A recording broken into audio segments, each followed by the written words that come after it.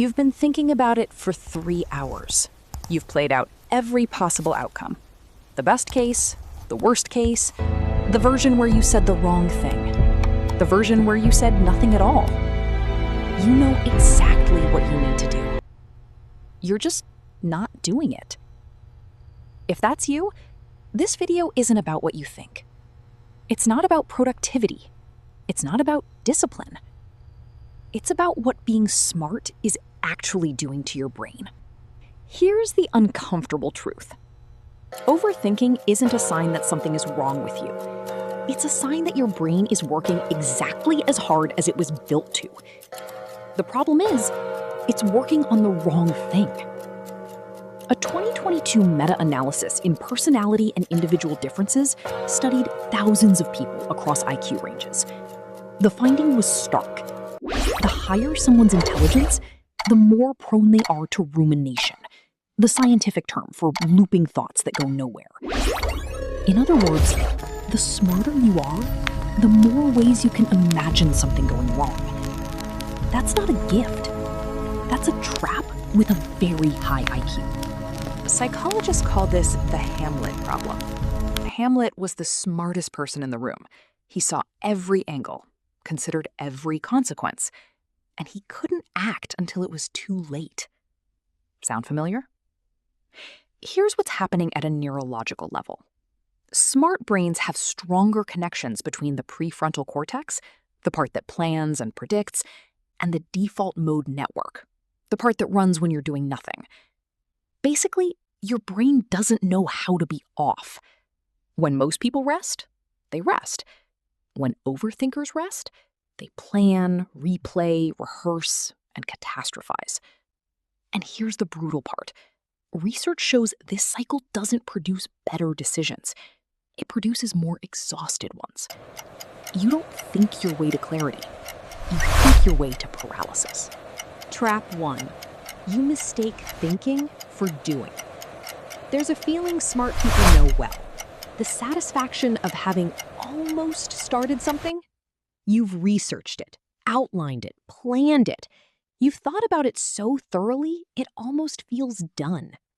Psychologists call this rehearsal substitution, where mental simulation of a task activates the same reward circuits as actually completing it. Your brain gets a small dopamine hit from planning, so it keeps planning, and never shipping. The person who started messily 3 months ago is already 10 steps ahead of the person who is still perfecting their plan. Progress doesn't wait for perfect, and your brain's love of planning is the reason you haven't started yet. Trap 2. Your brain is a threat detection machine, not a truth machine. When you imagine the future, your brain doesn't imagine it neutrally. It scans for danger first. This is called negativity bias, an evolutionary setting so old it predates language. Our ancestors who imagined the worst survived. The optimists got eaten. But here's the problem in the modern world. Your brain cannot tell the difference between a predator in the grass and a difficult email you haven't sent. Both get the same threat response. Both get the same catastrophic spin cycle. Studies show that 85% of the things people worry about either never happen or turn out better than expected. You're running survival software on a problem that doesn't require survival. And the more intelligent you are, the more convincingly your brain builds the case for why this time, the worst case is the realistic one. Trap 3. You're waiting for certainty that will never come. Overthinkers aren't afraid of making the wrong decision. They're afraid of making a decision, because every decision closes a door. And as long as you haven't decided, every door is still open. Psychologists call this decision foreclosure anxiety.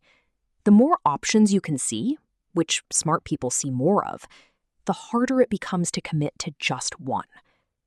So you keep thinking, waiting for the moment when you'll know enough, feel ready enough, be sure enough. That moment doesn't exist. Every person you admire who built something real started before they were ready, not despite the uncertainty, through it. certainty is not the starting line. Action is. Here's what nobody tells you about chronic overthinking.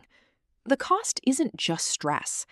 Research links chronic rumination to higher rates of depression, disrupted sleep, and measurably worse performance on the very decisions you spent the most time thinking about. The more you think about it, the worse your judgment gets. But the real cost is quieter than any of that. It's the version of your life that existed in the gap between when you knew what you wanted and when you finally let yourself have it. That gap, for most overthinkers, is measured in years. So what do you do? Not think less. That's not helpful advice for a brain like yours. This. Name the loop. When you catch yourself replaying the same thought, say out loud, "I'm in the loop." Just naming it activates a different part of the brain and weakens the loop's grip. Set a decision deadline. Give yourself a time limit to decide, not more information. More information feeds the loop. A deadline breaks it. Start before you're ready. Not the full thing. One small, concrete, irreversible step. Buy the domain. Send the first line. Make the call. Irreversible actions are the only thing that stops the rehearsal. Your brain will catch up once the body has already moved. The smartest thing you can do is learn when to stop thinking and start. What's the one thing you've been overthinking the longest? Drop it in the comments. Just one thing. No judgment, just honesty. If this hits something real, share it with one person who needs to hear it. This is Truth Spark. We'll see you in the next one.